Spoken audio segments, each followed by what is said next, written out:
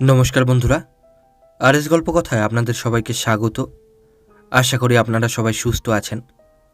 বন্ধুরা, আপনারা শুনছিলেন শ্রী অক্ষয় কুমার চট্টোপাধ্যায়ের লেখা শিকারের কথা, আজকের ষষ্ঠ পর্ব।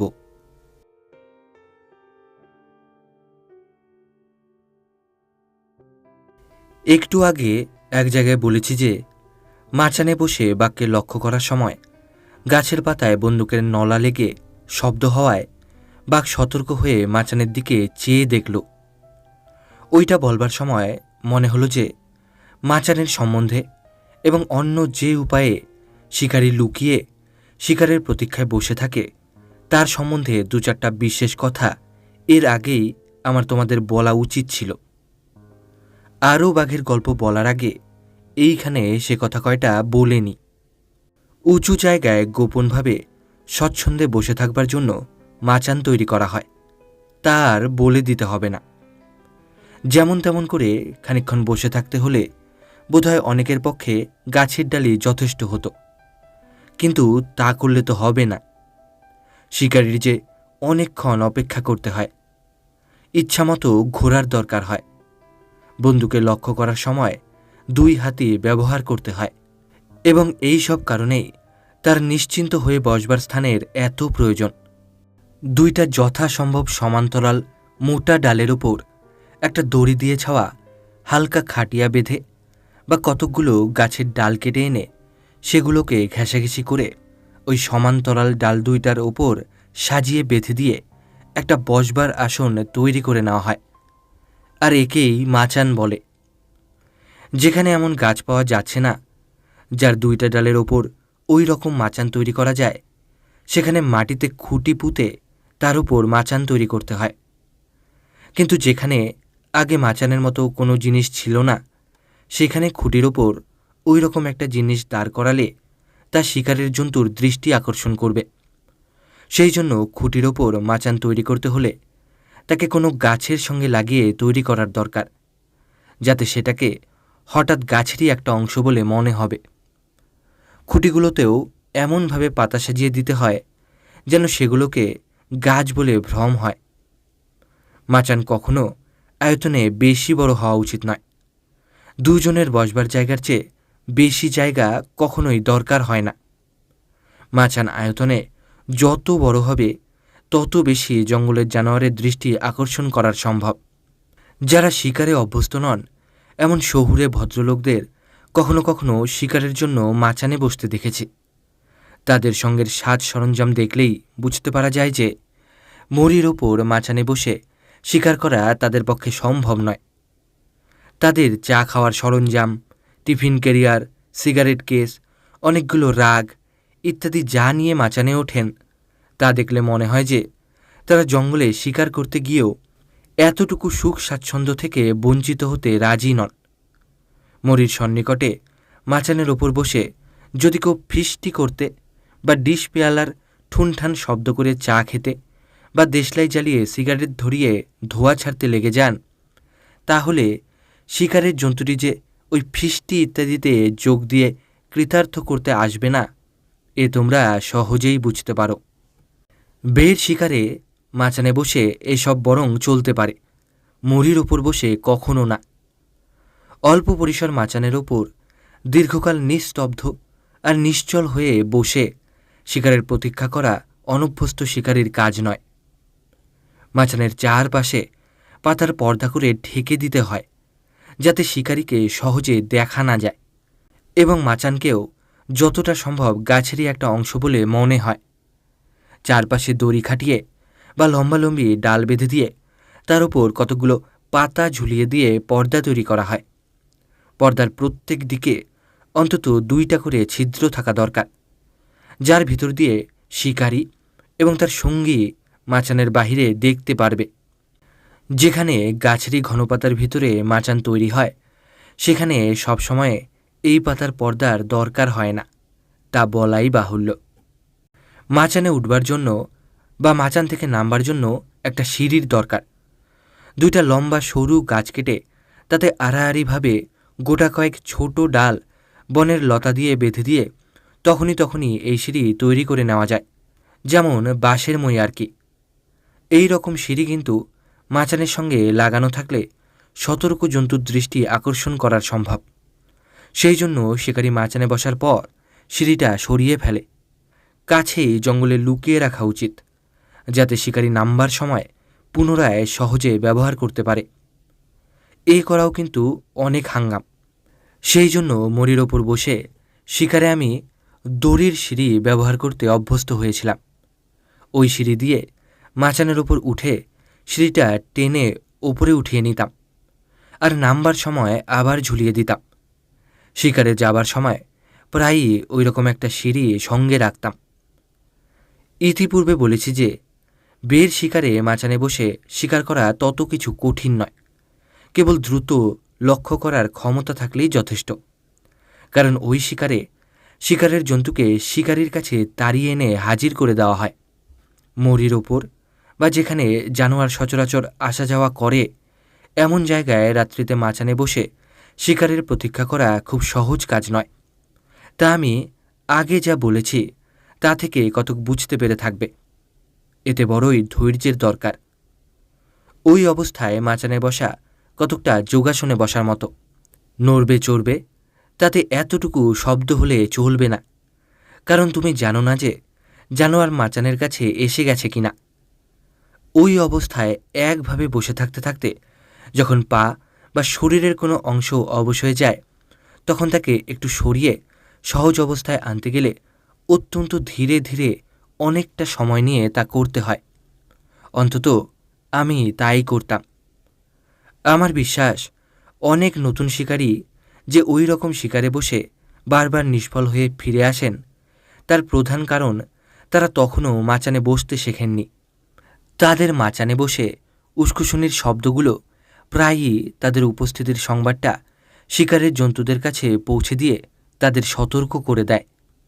আমার যা অভিজ্ঞতা, তাতে শিকারী যদি মাচানে অন্য লোক নিয়ে বসেন, তাহলে যেন একজনের বেশি না নেন, আর যাকে নেবেন সেও যেন মাচানে নিঃশব্দে দীর্ঘকাল বসতে অভ্যস্ত হয় এবং ভীরু স্বভাবের না হয়। এ না হলে প্রায়ই মাচানে বসা নিষ্ফল হয় এবং সময়ে সময়ে এমন অবস্থার উদ্ভব হয় যে তখন নিজেকে ধিক্কার দিতে ইচ্ছা হয়, কেন এই লোককে নিয়ে মাচানে বসেছিলাম বলে। আমার দু একজন সাহসী পিয়নকে আমি ওইভাবে বসতে শিখিয়েছিলাম। তবুও জ্যোৎস্না রাত্রি হলে আমি পিয়নকে সঙ্গে নিতাম না। কেবল অন্ধকার রাত্রিতে তাদের কাউকে নিয়ে মাচানে বসতাম, কারণ ফায়ার করার সময় শিকারের জন্তুর ওপর ইলেকট্রিক টর্চের আলো ফেলবার জন্য ওই কাজে শিক্ষিত একজন সঙ্গীর দরকার হতো আমার। যখন প্রথমে রাত্রিতে মাচানে বসতে আরম্ভ করেছিলাম, তখনকার একটা ঘটনা আমার বেশ মনে আছে। ঘটনাটা যেমন বিশ্রী তেমনই হাস্যকর। গভীর বনে রয়্যাল টাইগার একটা মহিষ মেরে রেখে গেছে। মাচান তৈরি হয়েছে। সন্ধ্যার একটু আগেই মাচানে বসতে যাচ্ছি। সেদিন আমার পিয়ন সঙ্গে ছিল না। একজন চৌকিদারকে বললাম আমার সঙ্গে থাকতে। এই লোকটির একটি অনেক দিনের পুরনো বন্দুক ছিল, যা দিয়ে সে মাঝে মাঝে হরিণ শিকার করত। তার ওই বন্দুকে ব্যবহার করার জন্য আমার কাছ থেকে কখনো কখনো বারুদ আর ক্যাপ চেয়ে নিয়ে যেত। ভাবলাম লোকটার শিকার করা অভ্যাস আছে, মাচানে বসতে পারবে। আমাদের দুজনকে মাচানে বসিয়ে দিয়ে অন্য লোকেরা যখন চলে গেল, তখন থেকেই চৌকিদার মাঝে মাঝে উসখুস করতে লাগলো। তার মুখের দিকে তাকিয়ে আমার মনে হলো যেন তার কোনো অসুখ করেছে। আমি চুপি চুপি জিজ্ঞাসা করায় সে ঘাড় নেড়ে না বলল। তখনও বুঝতে পারিনি যে ভয়ে তার মুখ বিবর্ণ হয়ে গেছে। সন্ধ্যা হলো, জ্যোৎস্না রাত্রি। নিশ্চিন্ত ছিলাম যে রাত্রিতেও বাঘ আসলে মারতে পারব। সন্ধ্যার ঠিক পরেই বাঘ আসবার আভাস পাওয়া গেল। দু একটা ছোট জানোয়ার মাচানের কাজ দিয়ে দৌড়ে যাবার শব্দ শোনা গেল, আর মাচান থেকে কতকটা দূরে শুকনো পাতার উপর দিয়ে বড় জন্তুর সাবধানে চলার মৃদু খসখস শব্দ হতে লাগল, এবং বোধ হলো ওই শব্দটা ক্রমশ অল্প অল্প করে এগিয়ে আসছে। অত্যন্ত উৎফুল্ল হয়ে রাইফেল নিয়ে প্রস্তুত হয়ে বসেছি। এমন সময়ে মনে হলো যেন মাচানটা দুলছে। সঙ্গে সঙ্গে চৌকিদার তার ভাষায় চাপা গলায় বলে উঠল, বাবু, প্রস্রাব করব। আর সেই সঙ্গে মাচান মটমট শব্দ করে বেশ জোরে কাঁপতে লাগল। বড় বেশি ভীত হয়ে মানুষ অসহায়ভাবে কত জোরে যে কাঁপতে পারে তা আমি সেদিন যেমন দেখেছি তেমন আর কখনো দেখিনি। আমি বুঝতে পারলাম সব নষ্ট হয়ে গেল। তাকে চুপি চুপি বোঝাতে চেষ্টা করলাম যে ভয় নেই, আর তাকে বললাম প্রস্রাব করলে ওপর থেকে জল পড়ার শব্দে বাঘ সতর্ক হয়ে পালিয়ে যাবে। কিন্তু সব বৃথা হলো। সে প্রস্রাব করে ফেলল, আর তা ছড়ছড় শব্দে নিচে পড়ল। তাকে মৃদুস্বরে তর্জন করায় সে কেঁদে ফেলল। দেখলাম বেচারা ভয় আর কান্না দুই দমন করতে চেষ্টা করেছে, কিন্তু পারছে না। আর কিছু না বলে চুপ করে বসে রইলাম। তখন থেকেই কিন্তু বনের ভিতর জন্তু চলার শব্দ বন্ধ হলো। তারপর মধ্যরাত্রি, অর্থাৎ জ্যোৎস্না না ডোবা পর্যন্ত মাচানে বসে রইলাম, যদি বাঘ আবার আসে। কিন্তু আসবার কোনো লক্ষণই না দেখে বন্দুক ফায়ার করে দূরবর্তী গ্রামের লোকদের সংকেত করায় তারা আলো নিয়ে এলো। আমরাও মাচান থেকে নেমে গেলাম। পরদিন প্রাতে খবর নিয়ে জানলাম বাঘ ওই মরির কাছে আর আসেনি। এ আমার শিকার জীবনের প্রথম অবস্থার ঘটনা, যখন বিজলি বাতি বা টর্চের চলন হয়নি। এরপর থেকেই প্রতিজ্ঞা করেছিলাম যে পারতপক্ষে দ্বিতীয় লোক নিয়ে মাচানে বসব না। একটা বড় শিকার হাতের কাছে এসে পালিয়ে যাওয়ায় সেদিন মনে যে ক্ষোভ হয়েছিল তা আমার এখনও মনে পড়ে। যতদিন ইলেকট্রিক টর্চের চলন না হয়েছিল ততদিন অন্ধকার রাত্রিতে মরির ওপর বসে শিকার করা আমার পক্ষে প্রায় অসম্ভব ছিল। আকাশ খুব পরিষ্কার থাকলে তারার আলোতে কখনো এক আধটা ওরকম শিকার করেছিলাম, কিন্তু টর্চ ব্যবহার আরম্ভ করার পর থেকে এই অসুবিধা দূর হয়। এই আলো ব্যবহারে একবার অভ্যস্ত হওয়ার পর জ্যোৎস্না রাত্রিতে চাঁদের আলোতে শিকারের চেয়ে অন্ধকার রাত্রিতে টর্চের আলোতে শিকার অনেক বেশি সুবিধা ও সহজ বলে বুঝতে পেরেছিলাম। আর অন্ধকার যত গাঢ় হয় তত বেশি সুবিধা, কারণ তখন ওই আলোতে জানোয়ারের দেহাকৃতিটা তার পার্শ্ববর্তী গাছপালা ও মাটি থেকে পৃথক হয়ে তত বেশি স্পষ্ট হয়ে ফুটে ওঠে। এটা দেখেছি যে জ্যোৎস্নার আলো আধারে শিকারের জন্তুর, বিশেষ বাঘের দেহ কখনো কখনো আশপাশের গাছপালার সঙ্গে এমনভাবে মিশে গেছে যে যতক্ষণ সে তার শরীরের কোনো অংশ না নড়িয়েছে ততক্ষণ নিশ্চিতভাবে বন্দুকে লক্ষ্যই করতে পারিনি। গভীর অন্ধকারে টর্চের তীব্র আলোতে এরকমটা আমার কখনো হয়নি। এমন আমার কখনো ঘটেনি যে জানোয়ারের উপর টর্চের আলো 2-3 সেকেন্ড স্থিরভাবে পড়েছে সে নিষ্কৃতি পেয়ে অক্ষত দেহে পালিয়ে যেতে পেরেছে। টর্চের চলন হওয়ার পর নানা রকমের কৌশল উদ্ভাবিত হয়েছে, যাতে বন্দুকের গায়েই টর্চ এঁটে দিয়ে রাত্রিতে শিকার করা যায়। আমি তার প্রায় সবগুলোই পরীক্ষা করে দেখেছি, কিন্তু তার কোনোটাই আমার মনঃপূত হয়নি। প্রত্যেকটাতেই কোনো না কোনো রকমের অসুবিধা দেখতে পেয়েছি। দেখেছি প্রায় সবগুলোতেই বন্দুকে দ্রুত লক্ষ্য করার সময় দৃষ্টি কতকটা বাধা পায়। বন্দুকের নলার নিচে টর্চ লাগানো হলে শিকারীর দৃষ্টিতে বাধা ঘটে না বটে, কিন্তু হাত দিয়ে বন্দুক ধরার এবং সহজভাবে বন্দুক ঘোরানো ফেরানোর পক্ষে অসুবিধা হয়। আর তাছাড়া টর্চের আলো বন্দুকের নিচে দিয়ে যাওয়াতে বন্দুকের ফোর সাইড এবং ব্যাক সাইড কতকটা অন্ধকারে থেকে যায়। এই সব কারণে আমি বন্দুকের গায়ে টর্চ এঁটে দিয়ে শিকার বড় একটা করিনি। অন্ধকার রাত্রিতে সর্বদাই টর্চের আলো ফেলতে বিশেষভাবে শিক্ষিত লোক নিয়ে মাচানে বসেছি। শিকারী পাতার পর্দার যে ছিদ্র দিয়ে লক্ষ্য করে ফায়ার করবে তার পাশের ছিদ্র দিয়ে টর্চধারী লোকটি আলো ফেলবে। মাচানে বসবার সময়েই ওই লোক ভালো করে দেখে নেবে কিভাবে টর্চ ধরলে আলো একেবারে মরির ওপর পড়বে। জানোয়ার আসার পর শিকারী ফায়ার করবার জন্য প্রস্তুত হয়ে সংকেত করা মাত্র সে টর্চের আলো ফেলবে, দুজনে ঠিক পাশাপাশি বসে, এবং সেই জন্য শিকারী তার কনুই বা পায়ের চাপ দিয়ে সহজে সংকেত করতে পারে।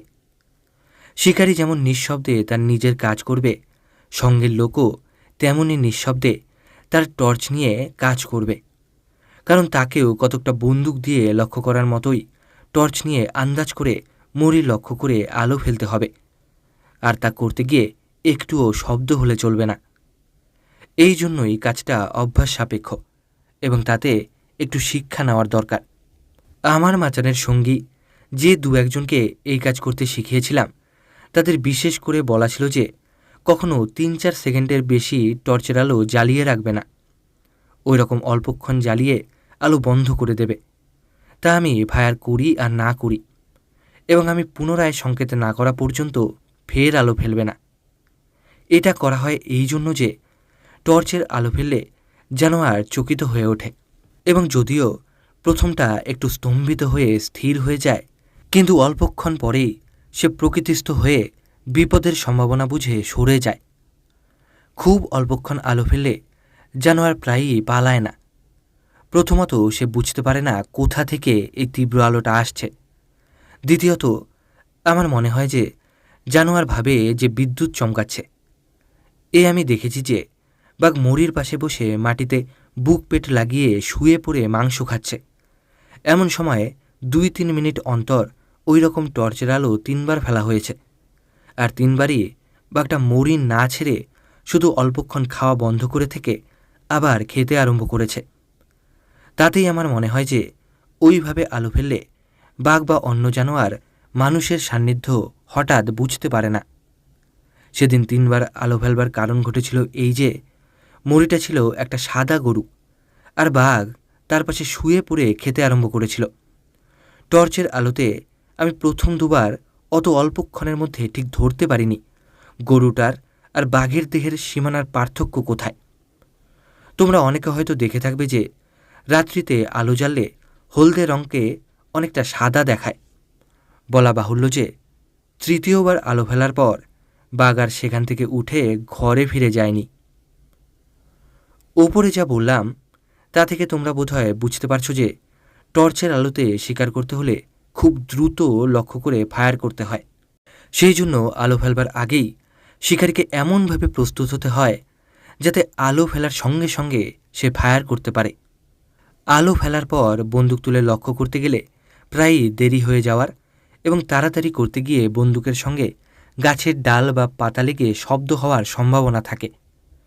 সেই জন্য মরির ওপর জানোয়ার এসেছে বুঝতে পারলে আমি প্রথমে ধীরভাবে এবং নিঃশব্দে আমার সামনের ছিদ্র দিয়ে যতটা সম্ভব আন্দাজে মরি লক্ষ্য করে বন্দুক ঠিক করে ধরে তবে পাশের লোককে আলো ফেলবার জন্য সংকেত করতাম, এবং সে আলো ফেললেই আমার অন্ধকারে আন্দাজে লক্ষ্য করার জন্য যেটুকু ত্রুটি থাকত সেটুকু শুধরে নিয়ে ফায়ার করতাম। আর এটা করতে কখনো 2-3 সেকেন্ডের বেশি দেরি হতো না। আজকাল আরেক রকম আলোতে শিকার করার প্রথা হয়েছে দেখতে পাই। এ হচ্ছে মোটর কারের হেডলাইটের অত্যন্ত তীব্র আলোর সাহায্যে শিকার। বনের ভিতর দিয়ে মোটর রাস্তা গেছে, শিকারী সেই রাস্তায় মোটর কার চড়ে শিকারে বার হন। রাস্তার ধারে বা ওপরে যদি কোনো জানোয়ার থাকে, ওই আলো তার চোখে পড়ে চোখ ধাঁধিয়ে দেয়, আর সে কতকটা মেসমেরাইজড হয়ে স্থিরভাবে দাঁড়িয়ে গিয়ে ওই আলোর দিকে চেয়ে থাকে। মোটর কার নিতান্ত কাছে এসে পড়লেও বুঝতে পারে না কত কাছে এসেছে। ওই অবস্থায় শিকারী কার থেকে অতি সহজে লক্ষ্য করে ওই জানোয়ারকে মারতে পারেন। মোটরের আলোতে জঙ্গলের জানোয়ারের ওই অবস্থা হওয়া আমি দেখেছি, কিন্তু ও অবস্থায় শিকার আমি কখনো করিনি। কেউ কেউ বলেন যে ও রকম শিকার ভালো নয়, কারণ তাতে জন্তুকে আগে অবশ করে ফেলে তারপরে গুলি করা হয়। আমি কিন্তু এই কথাটা কতটা বিচারসহ তা ঠিক বুঝতে পারি না। যদি এই উপায়ে শিকার করা ভালো শিকারীর কাজ না হয়, তাহলে সেই যুক্তি দিয়েই বলা যেতে পারে যে বের শিকারও যথার্থ শিকারীর উপযুক্ত নয়, যেহেতু তাতে নিজের বুদ্ধি, সাহস, কষ্ট সহিষ্ণুতা, ধৈর্য প্রভৃতির ওপর নির্ভর করে শিকারের জন্তুর অনুসন্ধান করতে হয় না। আগেই বলেছি যে শিকারের রীতিই হচ্ছে শিকারের জন্তুর ওপর শিকারীর অতর্কিত আক্রমণ, বিশেষ যদি হিংস্র জন্তু হয়। রাত্রিতে শিকারের সম্বন্ধে এবং মাচানের সম্বন্ধে মোটামুটি কয়েকটা কথা বললাম। এমন কখনো কখনো ঘটে যে যেখানে শিকারী শিকারের জন্য প্রতীক্ষা করবে সেখানে মাচান করার কোনো সুবিধা থাকে না। হয়তো মরির কাছে কোনো গাছ নাই বা থাকলেও সে খুব ছোট গাছ, অথবা কেবল নিচু ঝোপ আছে, যেখানে মাচান করলেই নিশ্চয় জানোয়ারের দৃষ্টি আকর্ষণ করবে। এই অবস্থায় লুকিয়ে থেকে প্রতীক্ষা করার জন্য অন্য উপায় অবলম্বন করা যেতে পারে। তখন মরির কাছে মাটিতে গর্ত বা ট্রেঞ্চ কেটে শিকারী তার মধ্যে বসতে পারে। তা করতে হলে মাটিটা এমন হওয়া চাই যে যেখানে সহজে একটা বড় এবং অন্তত 3 ফুট গভীর গর্ত করা যেতে পারে। কারণ এই প্রায়ই ঘটে যে মরির সংবাদ পাওয়ার পর অল্পই সময় থাকে মাচান বা ট্রেঞ্চ করে বসার জন্য। যাতে 2 জন লোক পাশাপাশি বসতে পারে এমন গর্ত হওয়ার দরকার। গর্তের ওপরটা কাঠ, মাটি, ঘাসের চাপড়া ইত্যাদি দিয়ে ঢেকে দিতে হয় এবং তার উপরে পাতা শুদ্ধ সরু সরু ডাল কেটে সেগুলোকে ছোট গাছের মতো সোজা করে বসিয়ে দিতে হয়, যাতে সে স্থান যে সদ্য খোঁড়া হয়েছে তা বোঝা না যায়। খোঁড়া মাটিগুলো সেখান থেকে দূরে সরিয়ে দেওয়া উচিত। গর্তটা এমন হওয়ার দরকার যাতে তার ভিতর বসলে শিকারী ও তার সঙ্গীর চোখ এবং মাথা ভূপৃষ্ঠের চেয়ে উঁচুতে থাকে। তা না হলে তারা মরি বা শিকারের জানোয়ারকে দেখতে বা বন্দুকে লক্ষ্য করতে পারবে না। গর্তের ওপরটা ঢাকবার সময়েই আচ্ছাদনটা মাটি হতে ওই রকম একটু উঁচু করে তৈরি করতে হয়। গর্তের 2 পাশে কাঠের রলা সাজিয়ে তার উপরে আচ্ছাদনের ফ্রেমটা ফেলেই এটা সহজে করা যায়। আচ্ছাদনের ঠিক নিচেই মরির দিকে 2টা ছিদ্র রাখতে হয়, যার ভিতর দিয়ে শিকারী ও তার সঙ্গী বাহিরের জিনিস, বিশেষত মরি, দেখতে পাবে এবং ওই ছিদ্র দিয়েই ফায়ার করবে।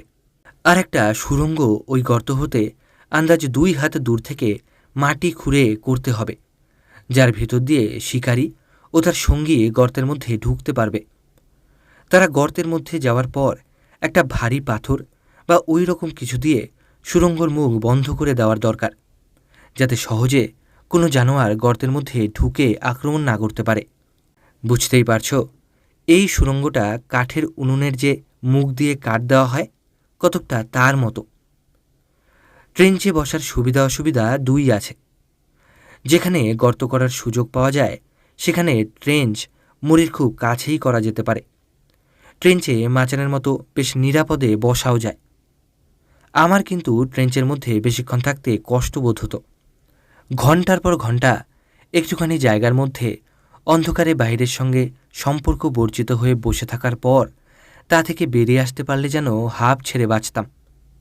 ট্রেঞ্চের আর একটা অসুবিধা এই যে এতে মরির খুব কাছে বসতে পারলেও জানোয়ার যখন মরির খুব কাছে এসে পড়ে তখনও তাকে বন্দুক দিয়ে লক্ষ্য করা সব সময়ে খুব সহজ হয় না। মাচানে বসে চারদিক বেশ সহজে দেখা যায় এবং ওপর থেকে লক্ষ্য করতে হয় বলে বন্দুকের নিশানা করবার সাইডগুলো সহজে স্পষ্টভাবে দৃষ্টির ভিতর এসে পড়ে। কিন্তু ট্রেঞ্চে বন্দুককে প্রায় মাটির ওপর শুইয়ে এবং মাটির সঙ্গে সমান্তরালভাবে ধরে লক্ষ্য করতে, এমনকি জানোয়ারের অবস্থান বিশেষে সময় সময় একটু ঊর্ধ্বমুখ করেও ধরতে হয়, আর তাতে অনেক সময় দৃষ্টিতে বাধা পাওয়ার সম্ভাবনা থাকে। ট্রেঞ্চের সামনের জমির ওপরিভাগ অল্প অসমতল থাকলেই জানোয়ারকে লক্ষ্য করার সময় যে লক্ষ্যকারীর দৃষ্টিতে বাধা পেতে পারে তা একটু ভেবে দেখলেই বুঝতে পারবে। যদিও ট্রেঞ্চের ভিতর বসে আমি অনেকবার বাঘ শিকার করেছি, তবু এই সব কারণে আমি কখনোই ট্রেঞ্চে বসে বেশ স্বচ্ছন্দে বন্দুক চালাতে পারতাম না। ওই রকম একদিনের ঘটনা বলি। সেদিন আমি আমার বালক পুত্রকে সঙ্গে নিয়ে ট্রেঞ্চে বসেছিলাম এবং ওই দিনই সে তার প্রথম প্যান্থার শিকার করে। জ্যোৎস্না রাত্রি, জঙ্গল থেকে অল্প দূরে চষা মাঠের মধ্যে একটা গরুর মরি। মরিটার অধিকাংশই ভাগে খেয়ে গেছে, অল্প একটু অবশিষ্ট আছে। তার খুব কাছেই ক্ষেতের একটা আইলের পিছনে ট্রেঞ্চ করে দুজনে বসেছি। ছেলের অনুরোধে তার হাতেই জোর নলি বন্দুক দিয়েছি। বসে থেকে থেকে প্রায় মাঝরাত্রিতে ছেলে ফিসফিস করে বলল যে সে তার ঠিক সামনে খানিকটা দূরে জঙ্গলের ধারে একজোড়া প্যান্থার দেখতে পাচ্ছে। তাকে ইঙ্গিত করায় সে স্থির হয়ে বসল। আমার সামনের ছিদ্র দিয়ে আমি জানোয়ার দুটোকে দেখতে পাচ্ছিলাম না। অল্পক্ষণ পরেই ছেলে ফায়ার করল এবং বলল যে একটা বাঘ এসে মরির কাছে বসা মাত্র সে ফায়ার করেছে আর সেটা পড়েছে। অপর বাঘটাকে আর দেখা যাচ্ছে না বলল। তাকে স্থির হয়ে বসে প্রতীক্ষা করতে বললাম। প্রায় 1 ঘন্টা পরে সে বলল যে অপর বাঘটা আবার এসেছে এবং জঙ্গলের ধারে মাঝে মাঝে চলাফেরা করছে। সেই সময়ে আমার ইচ্ছা হলো যে আমি ওইটাকে মারি। ছেলেকে বলায় সে তার জায়গাটা আমাকে ছেড়ে দিল, কারণ মরিটা ঠিক তার সম্মুখের ছিদ্র দিয়েই ভালো দেখা যাচ্ছিল। তখন আমি সেই প্যান্থারকে দেখতে লাগলাম। জঙ্গল থেকে একবার বেরিয়ে ঝোপের ধারে অল্পক্ষণ দাঁড়িয়ে আবার জঙ্গলের ভিতর চলে যাচ্ছে। এই রকম কয়েকবার করে সে ক্রমশ সাহস সঞ্চয় করে মরির দিকে এগিয়ে আসলো। তখন লক্ষ্য করবার জন্য বন্দুক ঠিক করে ধরতে গিয়ে একটা বিষম খটকা লেগে গেল আমার। রাত্রিতে লক্ষ্য করতে হলে আমি বন্দুকে সর্বদা নাইট সাইট ব্যবহার করতাম, কারণ বাল্যকাল থেকে আমার দৃষ্টিশক্তি কিছু খর্ব ছিল। নাইট সাইট মানে একটা সাদা রঙের উজ্জ্বল বড় পুঁতির মতো জিনিস, যা বন্দুকের ফোরসাইট বা মাছিতে ইচ্ছামতো পরিয়ে দেওয়া এবং খুলে নেওয়া যায়। ওই নাইট সাইট ব্যতীত আমি রাত্রিতে বন্দুকে লক্ষ্য করতে পারতাম না। সেদিন রাত্রিতেও আমি বন্দুকের মাথায় নাইট সাইট লাগিয়ে দিয়েছিলাম, কিন্তু বন্দুকটাকে লক্ষ্য করবার মতো ধরতে গিয়ে সেটাকে দেখতে পেলাম না। ওইটা না দেখতে পেয়ে আমার সব গোলমাল হয়ে গেল, কারণ আমি জানতাম যে নাইট সাইট না থাকলে আমার লক্ষ্য ঠিক হবে না। বন্দুকের নলাকে ছিদ্রের বাহিরে রেখেই বন্দুকে নানা রকম করে ধরে চেষ্টা করলাম যে নাইট সাইটটা দেখতে পাই কিনা। মনে ভয় হলো যে হঠাৎ আমার দৃষ্টিশক্তি খুব খারাপ হয়ে গেল নাকি। তখন যে ছেলেকে জায়গা ছেড়ে দিয়ে আমি সরে বসব তারও উপায় ছিল না, কারণ বাঘ কাছে এসে গেছে। ওই কাজ করতে গিয়ে কিছু না কিছু শব্দ হবেই, আর তাতে বাঘ ভয় পেয়ে পালিয়ে যাবে। তবুও তাই করা উচিত ছিল, কারণ তা হলে খানিকক্ষণ পরে বাঘের পুনরায় ফিরে আসবার কতকটা সম্ভাবনা থাকত। যাই হোক, আমি তা না করে বিনা নাইট সাইটেই লক্ষ্য করতে চেষ্টা করলাম। ইতিমধ্যে আমার নড়াচড়ার শব্দে বাঘ চকিত হয়ে উঠেছে এবং ফিরে দাঁড়িয়ে চারদিকে তাকাতে তাকাতে বনের দিকে সরে যেতে আরম্ভ করেছে। খানিকটা যাচ্ছে, আবার দাঁড়াচ্ছে, সন্দিগ্ধ হয়ে এদিক ওদিক দেখছে, আবার কয়েক পা যাচ্ছে। দেখলাম যে দৃষ্টির বাহিরে চলে যাচ্ছে। আর অপেক্ষা না করে ফোরসাইট না দেখতে পেয়েও ফায়ার করলাম। বাঘ তখন অনেকটা দূরে গেছে, আর লাগলো না, পালিয়ে গেল। তারপর ট্রেঞ্চ থেকে বেরিয়ে এসে দেখলাম যে নাইট সাইটটা বোধহয় বন্দুকের সঙ্গে ভালো করে আটকানো না থাকাতে ছেলে যখন প্রথম ফায়ার করে তখন বন্দুকের ঝাঁকানিতে সেটা ছিটকে একটু দূরে মাটিতে পড়েছিল। এই শিকারটা বিফল হওয়ায় ছেলে আমাকে বড়ই অনুযোগ করল। বলল যে ওই বাঘটাকেও তাকেই মারতে দেওয়া আমার উচিত ছিল। তার এই অনুযোগ অন্যায় হয়নি। সে তখন বালক। সেদিন তাকে প্রথম বাঘ শিকারের জন্য সঙ্গে নিয়ে বসেছি। দুটো জানোয়ারকেই তার হাতে আমার ছেড়ে দেওয়া উচিত ছিল।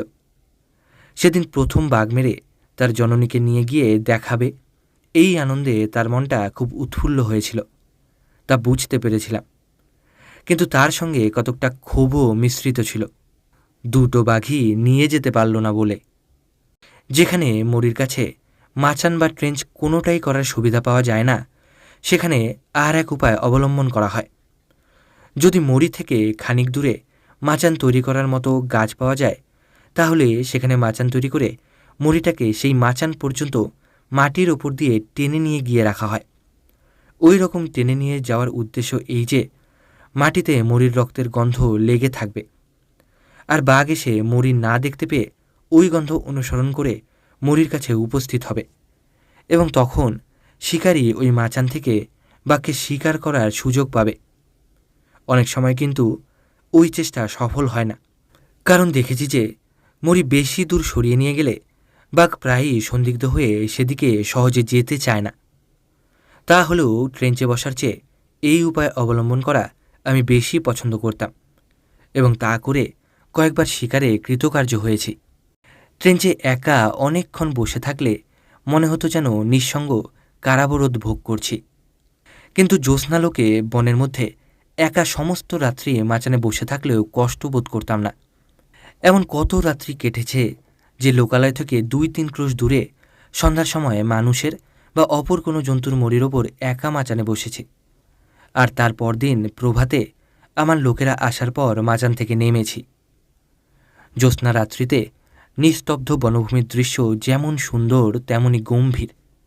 আকাশে চাঁদ ক্রমশ যেমন সরে যায়, আলো ও ছায়ার পরিবর্তনের সঙ্গে বনভূমির চেহারাও তেমনই বদলাতে থাকে। যেখানে আগে অন্ধকার ছিল, ক্রমশ সে স্থান উজ্জ্বল হয়ে ওঠে, আলো আধারে অদ্ভুত মায়ারাজ্যের সৃজন করে। আর এক অপূর্ব অনুভূতি মনে জেগে ওঠে। বাতাসে গাছের মাথায় মাথায় যখন পাতাগুলি চাঁদের আলো প্রতিফলিত করে কাঁপতে থাকে, তখন মনে হয় কাছে দূরে কিরণ শরীরে কারা সব ক্ষণে ক্ষণে চঞ্চল হয়ে উঠছে। শিশির পড়া টুপটাপ শব্দ, মৃদু বাতাসের শিরশির শব্দ এই অনুভূতিকে আরও গাঢ় করে তোলে। সময়ে সময়ে ঠিক মনে হয় কারা যেন আশেপাশে চুপি চুপি কথা কইছে।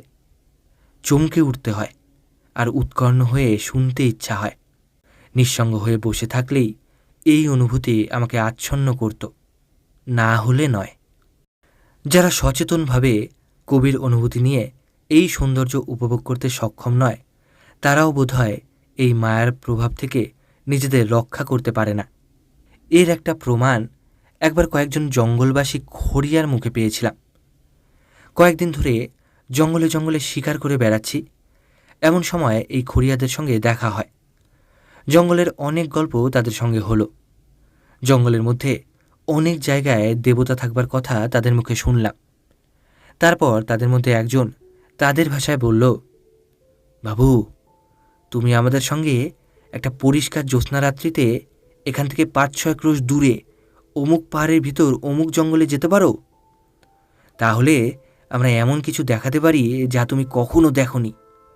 সেখানে একটি ঝর্ণা অনেক উপর থেকে পাহাড়ের গা বেয়ে নেমে এসেছে।